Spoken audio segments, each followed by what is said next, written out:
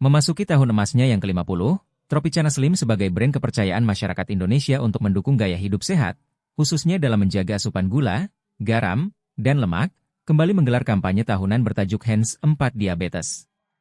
Kegiatan dalam rangka memperingati Hari Diabetes Sedunia.